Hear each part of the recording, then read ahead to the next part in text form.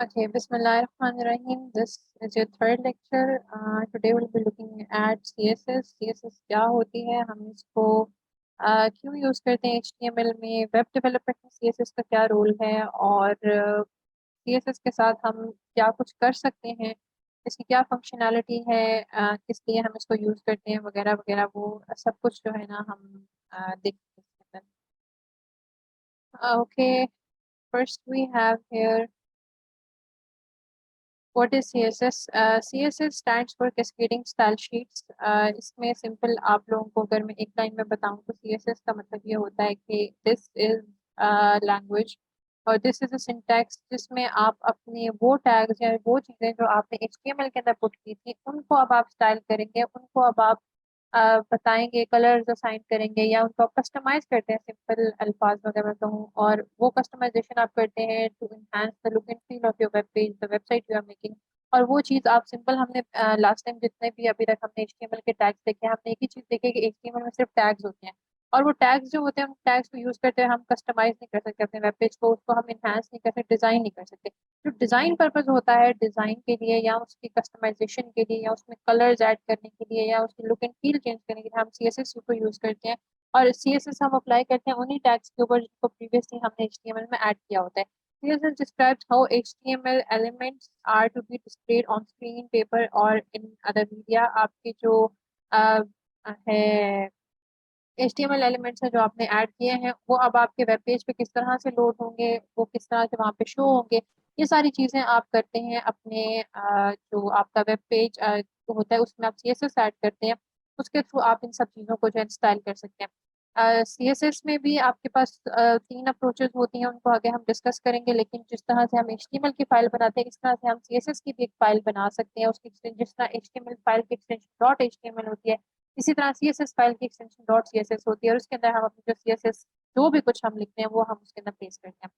Then we have CSS syntax here. CSS syntax में आप क्या करते हैं, it is a rule that consist of selector और डिक्लेरेशन ब्लॉक, यानी कि जो टैग आपने यूज किया है, मिसाल के तौर पे आपने H1 यूज किया है HTML के अंदर, अब उस H1 का कलर क्या होगा, उसके अंदर जो टेक्स्ट है उसका फॉन्ट साइज क्या होगा। अगर मिसाल के तौर पे हमने प्रीवियसली मैंने आपसे कहा था कि जो H1 होता है या हमारे हेडिंग के जो टैग्स होते हैं उनके कुछ डिफाइंड जो है ना सिस्टम के अंदर डिफाइंड उनकी विड्थ होती है, उनकी कुछ आप कह लें कि फॉन्ट वेट होता है, फॉन्ट साइज होता है, वो डिफाइंड होता है। लेकिन आप उस फॉन्ट साइज को, फॉन्ट वेट को चेंज कर सकते हैं यूजिंग CSS। और यहाँ पे आप ये देखेंगे, जैसे यहाँ पे ये H1 लिखा हुआ, ये आपका सिलेक्टर है, यानी कि जो टैग आपने यूज किया वो टैग जो है आपका वो सिलेक्टर है। उसके बाद ये आपका डिक्लेरेशन ब्लॉक है जो आपके ब्रेसेस के अंदर, आपके कह लें कि कर्ली ब्रैकेट्स के अंदर आता है, ये आपकी कर्ली ब्रैकेट्स हो गई। इसके अंदर आप जो चीज आपने पुट की है, ये कलर कॉलन ब्लू, फिर आपका जो है फॉन्ट साइज आपने डिक्लेयर कराया 12 px, ठीक है। ये आपने 12 पिक्सल्स कराया है, इसको 12 पॉइंट्स में भी कर सकते हैं, EMs में भी कर सकते हैं, REMs में भी कर सकते हैं, वो आपके कह लें कि डिक्लेरेशन यूनिट होता है फॉन्ट साइज के लिए।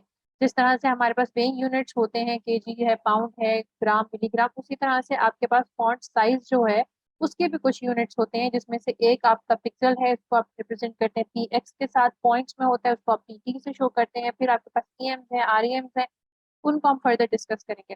Then the selector points to the HTML element you want to style. जो आपका ये सिलेक्टर होता है, ये उस पॉइंट की तरफ या उस चीज की तरफ इशारा करता है जिसको आप स्टाइल कर रहे हैं, जिसके लिए आप कुछ कस्टमाइजेशन अभी ऐड करेंगे।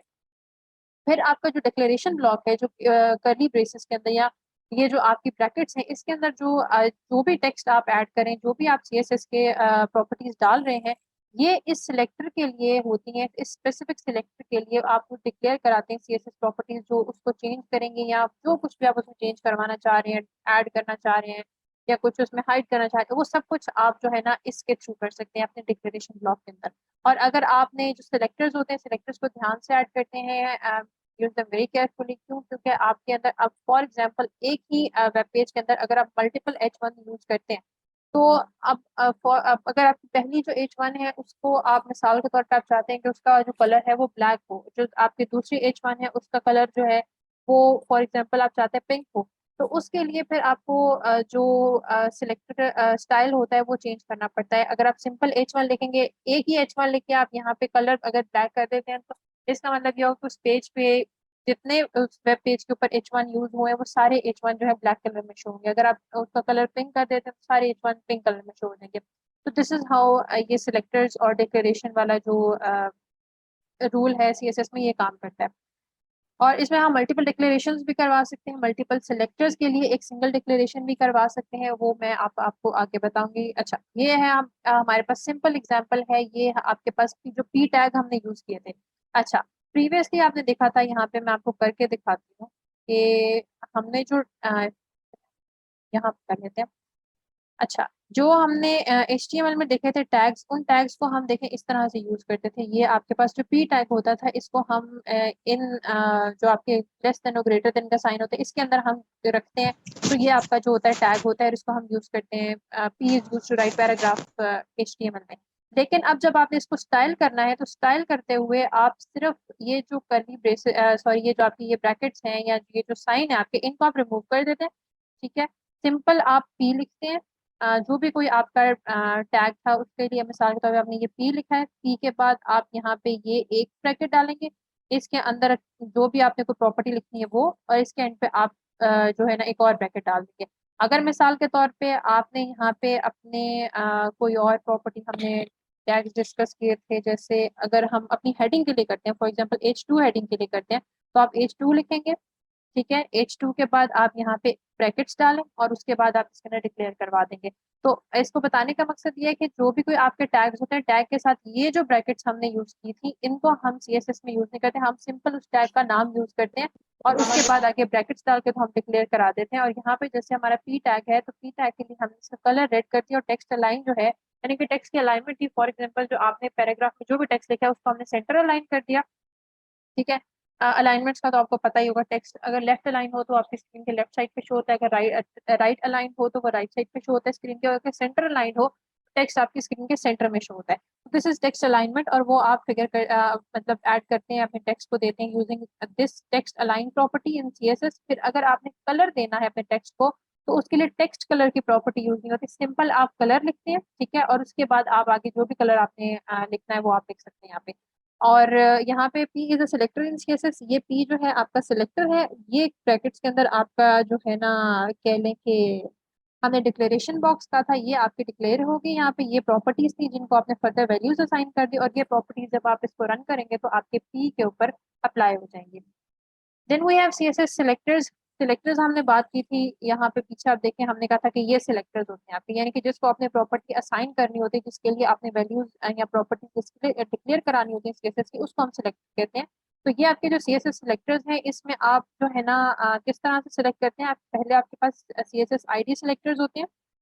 ठीक है, आईडी सेलेक्टर्स में आप क्या करते हैं कि आपके जो आईडी सेलेक्टर होता है, it uses ID attribute of the HTML attributes. हमने देखा था, पहले बात की थी फर्स्ट लेक्चर में, कि हम HTML टैग्स को एट्रीब्यूट्स असाइन कर सकते हैं।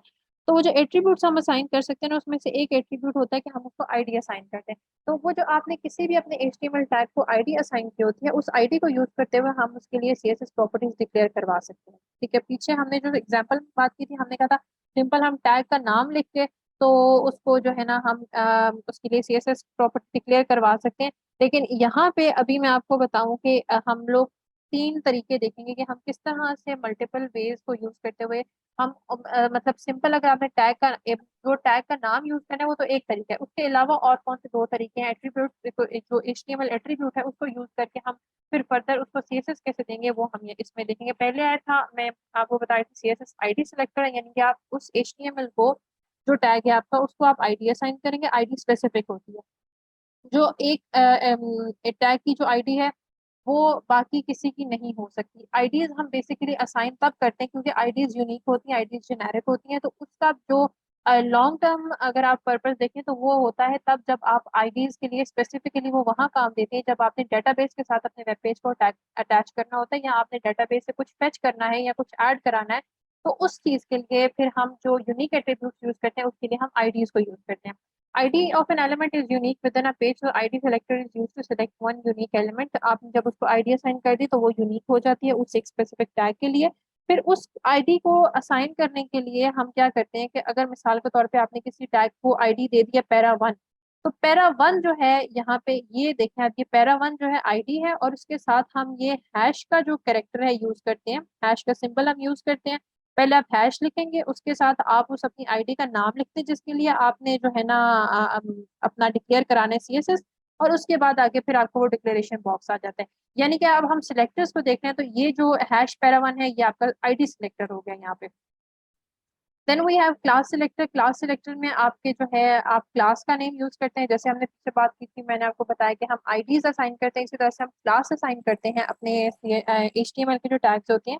A class assignment is also an attribute in HTML, यानी कि आपके जो टैग्स हैं उनको आप सीएसएस सॉरी एचटीएमएल का जब आप टैग लिखते हैं तो आप उस टैग को एक एट्रीब्यूट दे सकते हैं, यानी कि आप उसको क्लास असाइन कर सकते हैं। क्लासेस के नाम जो है वो यूनिक नहीं होने चाहिए, या ये कोई शर्त नहीं है कि जरूर क्लास का नाम यूनिक ही हो।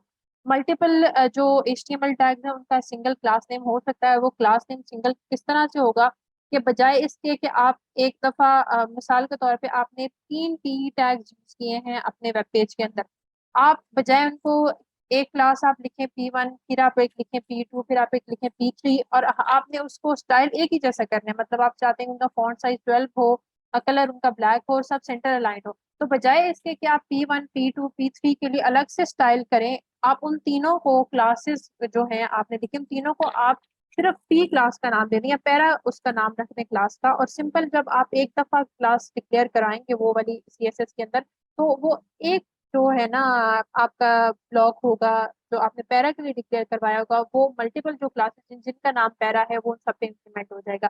जो क्लास सिलेक्टर होता है उसके साथ हम डॉट यूज करते हैं, यानी पहले आप डॉट पुट करेंगे, उसके बाद आप जो आपकी क्लास है उसका आप नाम एंटर कर देंगे, और ये आपका सिलेक्टर हो गया। उसके बाद ये नीचे आपका जो है डिक्लेरेशन बॉक्स आ गया। You can also specify that only specific HTML elements can be affected by a class. अच्छा, अब ये किस सिनेरियो में आता है, मिसाल के तौर पे आपने एक पी पैराग्राफ लिखा, अब पी आपने टैग यूज किया, उस टैग के अंदर एक टैग पी टैग के अंदर आपने 2 पी टैग और यूज किए, और एक पी टैग जो था उसका नाम आपने सेंटर रख दिया, दूसरे का नाम आपने लेफ्ट रख दिया फॉर एग्जाम्पल। तो जो आपका पहला सेंटर टैग है, आप चाहते हैं कि सिर्फ आप उसके लिए कुछ सीएसएस प्रॉपर्टी डिक्लेयर करवाएं, तो फिर आप लिखेंगे पी डॉट सेंटर, यानी कि जो आपका पैराग्राफ था या आपका जो पी टैग था उसके अंदर जो सेंटर क्लास है उसके ऊपर ये प्रॉपर्टी आपने डिक्लेयर करवानी है, या ये जो भी कोई आपने सीएसएस प्रॉपर्टीज यहाँ पे लिखी हैं, जो कुछ आपने यहाँ पे इसको बता दिया, डिक्लेयर करा दिया, ये सब कुछ उसके ऊपर इम्प्लीमेंट हो, किसके ऊपर, सेंटर क्लास जो पी टैग के अंदर मौजूद है। ठीक हो गया। उसके बाद वी हैव यूनिवर्सल सिलेक्टर्स। इससे क्या होता है कि आप पूरे जो HTML एलिमेंट्स हैं, यानी कि आप ये स्टैटिक का साइन यूज करते हैं, ठीक है, स्टैटिक का साइन यूज करके आप क्या करते हैं कि इसके बाद आप टेक्स्ट अलाइन करते हैं सेंटर और कलर कर दें ब्लू।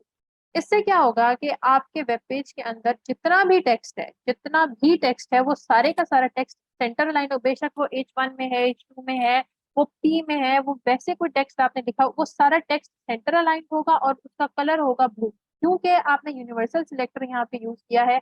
और स्टैटिक का मतलब होता है it is use to select everything. तो स्टैटिक का मतलब है कि जो प्रॉपर्टी, जो भी सीएसएस की प्रॉपर्टीज आप इसके अंदर डिक्लेयर करवाएंगे वो सारी प्रॉपर्टीज आपके पूरे वेब पेज के ऊपर इंप्लीमेंट हो जाएंगी। उसमें फिर आपका पी के लिए या H1 के लिए या H2 के लिए या डिव के लिए या टेबल के लिए फिर वो उसका डिफरेंस नहीं रहता, वो सबके ऊपर एक ही जैसा इंप्लीमेंट हो जाता है।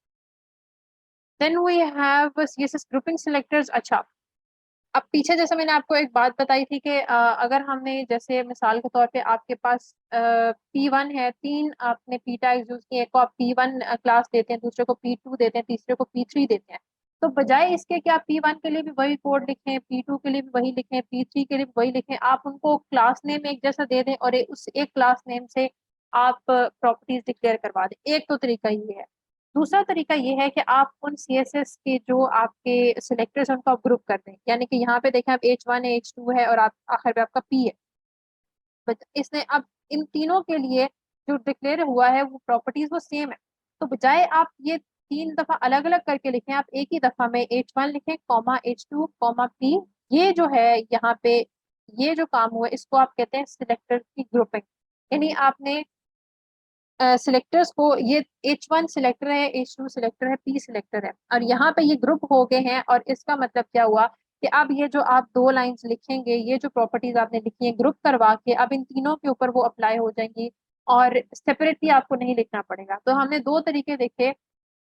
जब आपने सेम प्रॉपर्टीज इंप्लीमेंट करवानी है 2-3 चीजों पे, तो या तो आप उसका नाम, उसकी जो एट्रीब्यूट है क्लास, जब आप उसको क्लास नेम दे रहे हैं तो क्लास नेम आप उन तीनों का सेम रख दें।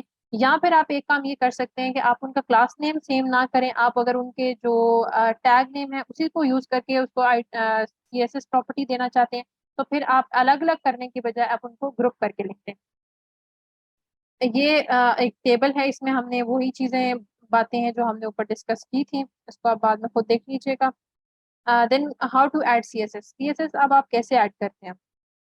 सीएसएस ऐड करने के लिए आप क्या करते हैं कि आपका जो ब्राउजर होता है वो आपकी स्टाइल शीट को रीड करता है, और जो आपका एचटीएमएल डॉक्यूमेंट है उसके अकॉर्डिंग जो इन्फॉर्मेशन वो स्टाइल शीट से ले रहे हैं ना, उसको वो आप कह लें कि फॉर्मेट कर देता है।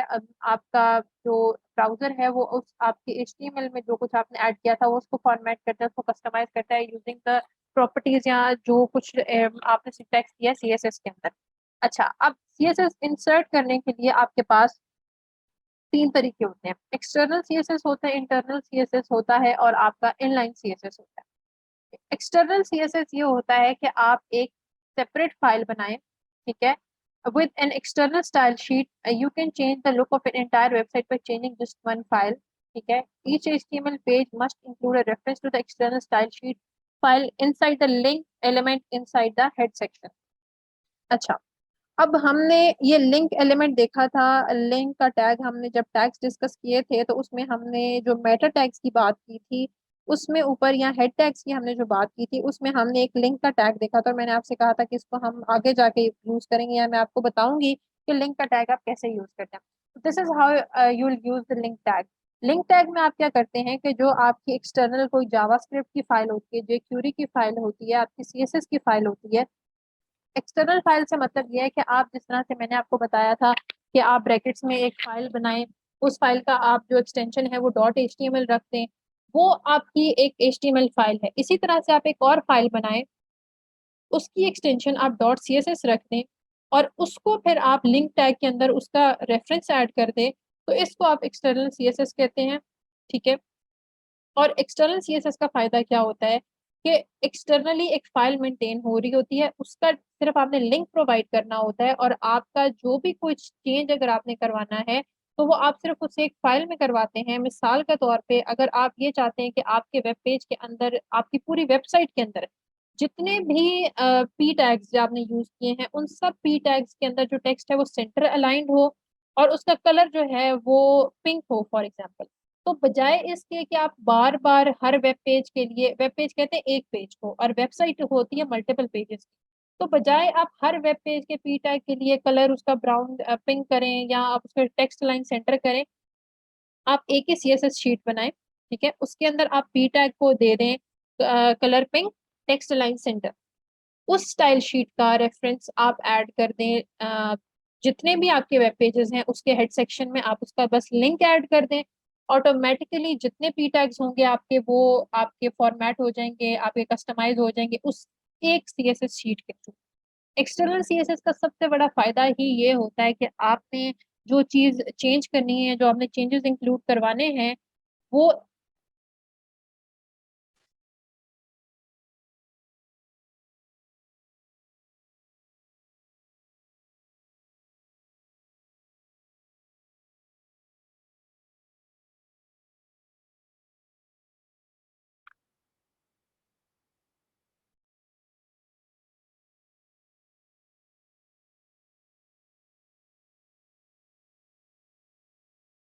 अच्छा, उसके बाद अब हम यहाँ देख रहे थे कि एक्सटर्नल सीएसएस की हम बात कर रहे थे। तो एक्सटर्नल सीएसएस में आपको सबसे बड़ा बेनिफिट ये होता है कि आप एक फाइल के थ्रू पूरी वेबसाइट को कंट्रोल कर सकते हैं। वेबसाइट के अंदर मैंने जैसे कहा कि मल्टीपल पेजेस होते हैं, तो जो आपके मल्टीपल पेजेस होते हैं वो मल्टीपल पेजेस आप एक सीएसएस शीट के थ्रू कंट्रोल करते हैं, और यही एक्सटर्नल सीएसएस का सबसे बड़ा बेनिफिट होता है। और एक बेनिफिट उसका ये होता है कि अगर आपने किसी एक वेबसाइट के लिए कुछ 2 साल पहले एक सीएसएस शीट बनाई थी, और अभी आप चाहते हैं कि आपकी जो प्रेजेंट वेबसाइट आप बना रहे हैं उसमें भी आप वही सीएसएस प्रॉपर्टीज यूज करें, तो आप उसी शीट को दोबारा से इसमें लिंक करवा सकते हैं। तो वो CSS जो एक्सटर्नल शीट होती है वो आपकी उसी तरह से मेंटेन होती है जिस तरह से आपकी HTML फाइल मेंटेन हो रही होती है, आपके ब्राउजर जिस तरह से उसको मेंटेन करता है या जिस तरह वो लिंक्ड होती है, तो इसी तरह से एक्सटर्नल CSS भी लिंक्ड होती है। इसलिए आपको इसकी मेंटेनेंस या इसको जो कीप करने वाली बात है उसमें इतनी फिक्र करने वाली चीज नहीं होती। Then you have internal. Internal CSS में क्या होता है कि अगर आपका जो एक HTML फाइल आपने बनाई है, ठीक है, उस HTML फाइल के अंदर अब आप ये चाह रहे हैं कि उसके अंदर ही आप अपना जो CSS है उसको डिक्लेयर करवा दें, तो उसके लिए अब आप CSS इंटरनल CSS की जो अप्रोच होती है वो उसको यूज करते हैं। उसके लिए हमने जब टैग देखे थे तो टैग में मैंने आपको एक स्टाइल टैग की बात की थी, एक स्टाइल टैग था, एक आपके पास स्क्रिप्ट टैग था, ठीक है। तो जो आपका स्टाइल टैग था उस स्टाइल टैग के अंदर आप लोग अपना CSS को जो भी प्रॉपर्टीज होती हैं CSS की उनको डिक्लेयर करवा देते हैं, ठीक है। और उसके बाद आपको एक्सटर्नल CSS की जरूरत नहीं पड़ती जब आप इंटरनल CSS यूज कर रहे हो। In many cases external CSS को भी यूज करते हुए आप इंटरनल CSS यूज कर सकते हैं। फॉर एग्जाम्पल अगर आप ये चाहते हैं कि आपके एक जो पूरी वेबसाइट के पी है वो उन सब के ऊपर आपका जो कलर है वो पिंक हो और टेक्स्ट लाइन सेंटर हो, वो आपका काम हो जाएगा एक्सटर्नल CSS के साथ। लेकिन एक स्पेसिफिक वेब पेज है जिसके लिए आप चाहते हैं कि उसका जो पी टैग है उसके लिए प्रॉपर्टी कुछ और हो, तो वो आप चेंज कर सकते हैं यूजिंग इंटरनल CSS। एक्सटर्नल के थ्रू भी कर सकते हैं, लेकिन इंटरनल का आपको फायदा ये होता है कि ये आपकी जो शीट होती है HTML की उसके अंदर ही आप ऐड करते हैं। आपको मतलब ID सिलेक्टर अगर आप यूज करें, क्लास सिलेक्टर यूज करते हैं, तो उसमें अगर आपकी कोई गलती होने का चांस है तो वो इंटरनल CSS में बहुत कम होता है। लेकिन इसका जो सबसे बड़ा नुकसान आपको होता है वो ये होता है कि इसको आप मल्टीपल वेब पेजेस पर अप्लाई नहीं कर सकते। ये जिस HTML फाइल के अंदर या जिस HTML डॉक्यूमेंट के अंदर आपने इसको लिखा होगा या जिसके अंदर आपने ऐड किया है इन द स्टाइल टैग, ये उसी पे सिर्फ इम्प्लीमेंट होगा, बाकी वेबसाइट पे या वेब पेज पे इसका कोई असर नहीं होगा। फिर आपको हर वेब पेज के लिए हर जो कुछ आप नया HTML डॉक्यूमेंट लिखेंगे उसके लिए फिर आपको नए स्टाइल शीट्स या डिक्लेयर करानी पड़ेंगी, या आप उसके अंदर ही जो है ना स्टाइल टैग को यूज करते हुए अपना CSS की जो प्रॉपर्टी डिक्लेयर करवा देंगे, फिर आपकी अपनी मर्जी। लेकिन इंटरनल को आप रीयूज नहीं कर सकते, इंटरनल CSS में। Then there is a third approach in CSS, वो है आपकी इनलाइन CSS। ठीक है, इनलाइन CSS में क्या होता है कि आपने जो टैग डिक्लेयर करवाया है उसी टैग के साथ आप जहाँ पे एट्रीब्यूट असाइन करते हैं, जैसे मैंने आपको बताया था कि जो ग्रेटर देन लेस देन के साइन के अंदर आप टैग का नाम लिखते हैं वहीं पे आप स्पेस देके तो आगे एट्रीब्यूट दे सकते हैं।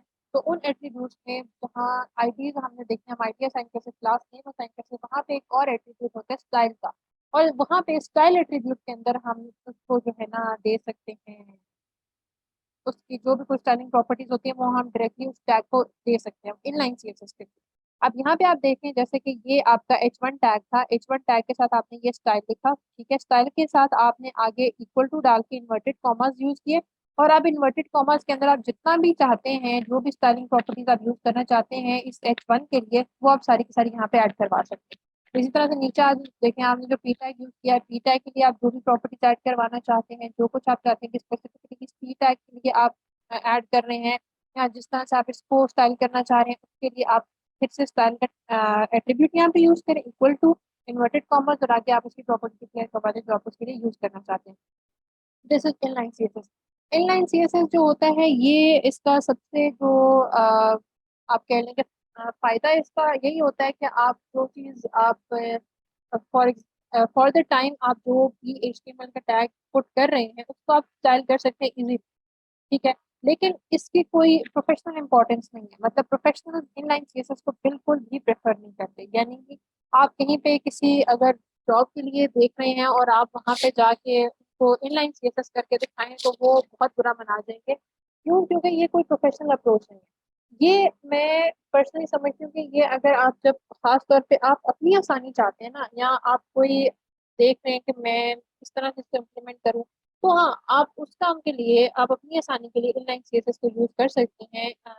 इंटरनल CSS को भी इतना एज प्रोफेशनल कंसिडर नहीं किया जाता। क्यों? क्योंकि इनकी रीयूजेबिलिटी नहीं। एक काम अगर एक लाइन आप लिख रहे हैं, मिसाल के तौर पे आपकी वेबसाइट के अंदर 100 पी टैग्स यूज हुए हैं, 100 पी टैग्स के लिए आप अलग अलग CSS लिखें, ये एक प्रोफेशनल अप्रोच आपको लग रही है, बजाय इसके कि एक ही पी टैग के लिए मतलब एक सीएसएस डिक्लेरेशन हो और वो तमाम पी टैग्स पे अप्लाई हो जाए। हाँ, जहाँ पे कहीं आपने कुछ एक्सटर्न अलग से किसी को कुछ स्टाइल करना है या आप चाहते हैं कि वो बाकी स्टाइल से कुछ डिफरेंट हो, तो उसके लिए फिर आप जो इनलाइन के या इंटरनल सीएसएस का ऑप्शन यूज कर सकते हैं। लेकिन बजाय इसके कि आप 100 पी टैग्स के लिए 100 डिक्लेरेशन दें, ये तो कोई प्रोफेशनल अप्रोच नहीं। इसलिए इनलाइन सीएसएस को और इंटरनल सीएसएस को आप अपनी आसानी के लिए यूज कर सकते हैं, लेकिन इंटरनल सीएसएस को प्रोफेशनल ज्यादा प्रेफर करते हैं और ज्यादा एडमायर करते हैं। Then we have CSS comments. Comments हम ऐड लास्ट टाइम में हमने देखा था एचटीएमएल में कि कमेंट्स हम क्यों ऐड करते हैं, आप अपनी आसानी के लिए कमेंट्स ऐड करते हैं क्यों, ताकि आपने जो चीज वहां पे लिखी है उसका कुछ अरसे बाद, 2 साल 3 साल के बाद भी अगर आप कोड को देखें या कोई और बंदा भी उस कोड को देखे तो उसको समझ आ जाए कि अच्छा इस बंदे ने यहाँ पे ये लाइन क्यों लिखी है या इसका क्या मतलब है। कमेंट्स को हम उसका जो सबसे बड़ा आपको फायदा होता है वो यही होता है। और जो सीएसएस में आप कमेंट्स ऐड करते हैं, एचटीएमएल में हमने देखा था कि वो हम लेस देन और ग्रेटर देन के साइन के साथ जो है ना डैश यूज करते हुए हम उसमें कमेंट्स ऐड करते हैं, लेकिन सीएसएस में आप स्लैश के साथ स्टारिक का साइन यूज करते हैं और इस तरह से हम कमेंट्स ऐड करते हैं। ये जो आपको यहाँ पे ग्रीन में टेक्स्ट नजर आ रही है, आपका कमेंट हो गया है और ये आपको आपकी वेबसाइट पे कहीं शो नहीं होता है, इसका आपके कोड के ऊपर कोई इफेक्ट नहीं होता, आपकी स्टाइलिंग पे एचटीएमएल पे कोई इफेक्ट नहीं होता। ये सिर्फ आप अपनी आसानी के लिए या बाद में कोड यूजेबिलिटी को, कोड मेंटेनेंस को एनहांस करने के लिए आप कमेंट्स ऐड करते हैं। Then you have CSS colours. अब हम सीएसएस की प्रॉपर्टीज को थोड़ा सा देखेंगे। जाहिर है सीएसएस की प्रॉपर्टीज बहुत ज्यादा है, एक दिन में हम सारी कवर नहीं कर सकते, तो कुछ हैं जिनको आज हम देखेंगे। और first we have CSS colour. ठीक है, सबसे पहले आपका बैकग्राउंड कलर है। कलर्स आप किस तरह से ऐड करते हैं? तीन ही कलर्स होते हैं जो बेसिकली आप ऐड करवा सकते हैं सीएसएस फाइल के अंदर। सबसे पहले आपका बैकग्राउंड कलर होता है। आप एक स्पेसिफिक डिव के लिए बैकग्राउंड कलर दे सकते हैं, आप स्पेसिफिक टेक्स्ट जो है आपका उसके लिए आप टेक्स्ट कलर दे सकते हैं, और वो उसके लिए आप स्क्रिप्ट कलर यूज करते हैं। अगर आपने किसी वेब पेज का कलर देना है या किसी डिव का कलर देना है तो उसके लिए आप बैकग्राउंड कलर की जो प्रॉपर्टी है वो यूज करते हैं। टेक्स्ट का कलर देने के लिए आप सिर्फ कलर की प्रॉपर्टी यूज करते हैं, और बॉर्डर का कलर देने के लिए आप ये प्रॉपर्टी यूज करते हैं, यानी कि बॉर्डर, ये आपके बॉर्डर की विड्थ आ जाती है, ये आप उसकी बता देते हैं मैम आपकी स्क्रीन स्टक हो गई है। कि अभी भी C S S comments show हो रहे हैं। नेक्स्ट पेज 15वां वाला पेज शो।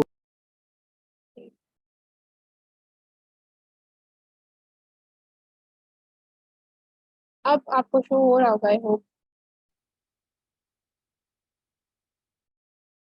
ये अभी बता दें, आपको शो हो रही है स्क्रीन सीएसएस कलर की मैं बात कर रही हूँ। अब हो रही है, अब हो रही है, अब ठीक है, हुई है। ओके।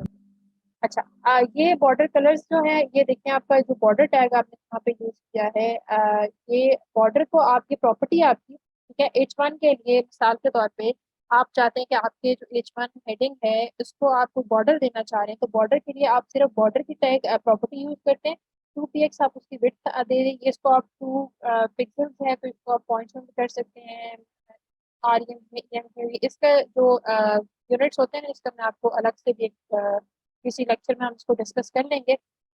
लेकिन ये वैल्यू कुछ भी हो सकती है, 100 200 300, आपकी मर्जी, जो आप उसको बिट देना चाह रहे हैं वही हो। Then you have solid. ये सॉलिड जो है ये उस बिट को या जो आपका बॉर्डर है ना, ये उसकी प्रॉपर्टी है। सॉलिड का मतलब होता है कि वो जो लाइन आपके बॉर्डर की होगी वो सॉलिड लाइन होगी। डॉटेड भी आप यहाँ पे लिख सकते हैं, आप उसको मतलब जिस तरह से आप स्टाइल करना चाह रहे हैं उस हिसाब से आप वो जो उस बॉर्डर की लिए प्रॉपर्टी है, ये बॉर्डर की जो लाइन होती है वो किस तरह की होनी चाहिए वो आप यहाँ पे बता दें। सॉलिड की जगह पे आप कुछ और भी लिख सकते हैं जो उसकी प्रॉपर्टी आप देना चाह रहे हैं। And then you have colour. ये टोमेटो भी कलर है, ब्लू भी कलर है, वॉयलेट भी कलर है। यहाँ पे आप कलर हेक्सा जो कोड होता है, हेक्सा कोड में जो हम कलर लिखते हैं उसको हम लिखते हैं, यहाँ मैं आपको दिखाती हूँ, हम हैश के साथ 98 फॉर एग्जाम्पल, ये जो है आपका, ये एक कलर कोड है और इसको हम हेक्सा डेसिमल कोड कहते हैं। ठीक है, यानी कि आप इसमें अल्फाबेट्स और नंबर्स को यूज करते हुए आप कोड, जो कलर कोड होता है वो देते हैं। और यहाँ पे इस टोमेटो की जगह पे फॉर एग्जाम्पल अगर मैं